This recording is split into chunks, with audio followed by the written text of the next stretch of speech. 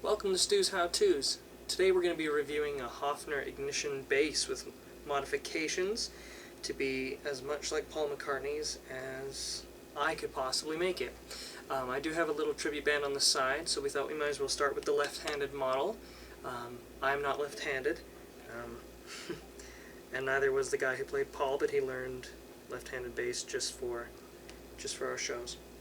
So the first thing to do with a Hofner bass of any make and model, if you want it to have that Beatles punchy sound, get some LaBella flatwounds on it. It gives it more of a bright sound, more of that well-rounded, deep sound that we're all familiar with the Beatles recordings. Second is you want to get some Hofner Teacup Knobs. As you can see down here, we've got some knobs down on there. And the switch setting on the ignition is you want it on rhythm, bass on, treble off, and that'll give you more of the sound. Now there are a few things I did do. You'll notice we've got the strap on here, and ignition bass, you're not supposed to be able to put the strap underneath the fretboard because there is no room. That is correct. Don't do this to your bass unless you're sure you're never going to sell it. I took a drill and drilled a little hole on either side, a little slit, and then I cut the strap, inserted the strap, and put screws behind it so that it would hold the strap. So it does that, and then I just fed it around the back, put a little latch there with the screw that was there originally to hold the strap, and then I just put that through, tied it up, and it's been working perfectly fine. It's not going to fall off anytime soon. On this side we've got the dog clip style. If you look at the pictures and things, Paul doesn't use the ring too much. He just clips it onto the tailpiece, which is what I did. I don't have a proper contemporary or the 500, the first proper tailpiece. This is just the regular ignition tailpiece. I did switch one of the pickups upside down. I believe it was this one in order to match the other basses. Now there's two real big differences that you can tell if you're looking at a Hofner bass. The ignitions have the black pickup plastic piece that comes around here and it cuts into the pickup. The contemporaries and the actual reissues don't have that, another one. Also the pickup doesn't have screws that you can see on the contemporary or the actual one.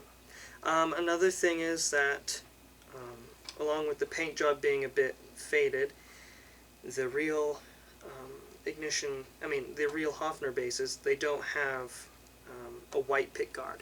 And as you can see on here, mine's not all that white. I took a marker, I got it from an art store, a nice beige color, and it was a bit darker than this, and what I did is I would put a little bit on it, and I grabbed some bathroom tissue or a napkin, and I would wipe it a little bit so it wouldn't just be in streaks, it would be more of a color. You know how you write with Sharpie and you can smudge the marker? It was that same sort of technique, and I did that to the switch plate as well as to the pickup, and it turned out actually pretty nicely.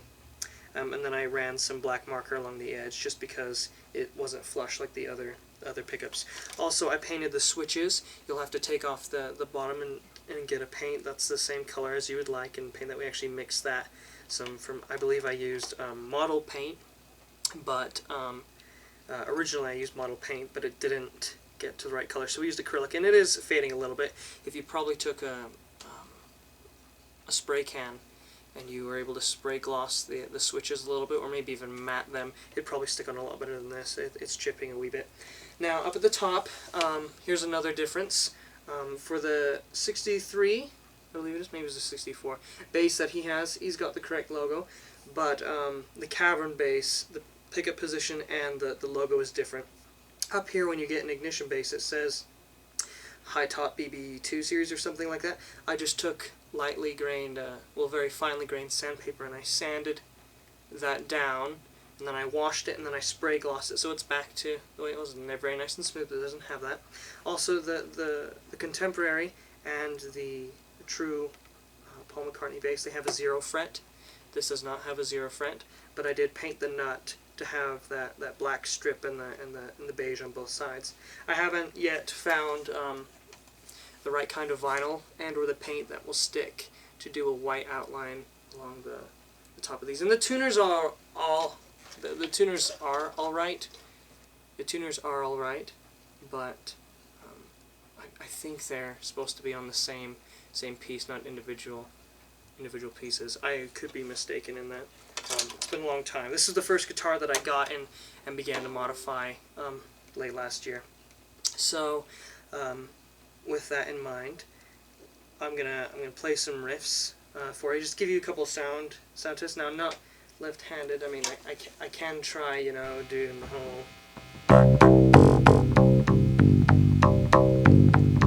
But it doesn't sound as well as it would right-handed. So let's give it a try, shall we?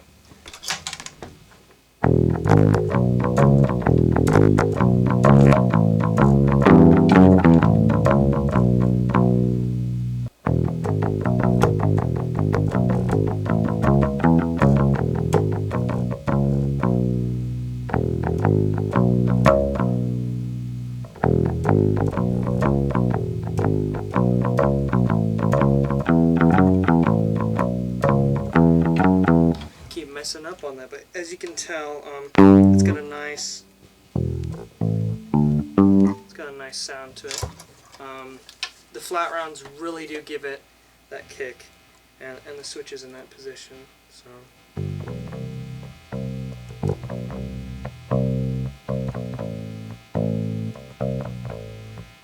there's a review of a Hofner Ignition modified to be like Paul McCartney's.